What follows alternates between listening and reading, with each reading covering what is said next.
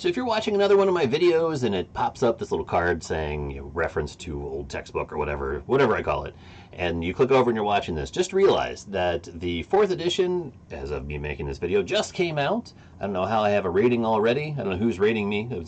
Nobody's bought the textbook. My class has started buying it, but we haven't even gotten to ERPsim yet. Why are you rating the textbook a 2? Anyway, the 4th edition just came out, and I haven't updated all of these videos, but I am making sure that the information is relevant. So there might be reference to an older textbook, like the 3rd edition. I think the quantifying strategies is still listed to the 2nd edition. All of that is still relevant, and I will update these if there's something critical or a process has changed. But just realize, making reference to an older textbook, no problem. It's all relevant. It just might not make reference to something like company sets. It's always going to be, hey, your company code is always $$. Well, it's maybe not, but you should know that at this point. So if you are seeing this card, if you got followed over to this video, if you're watching a video making reference to old stuff, don't worry about it. The processes have not changed.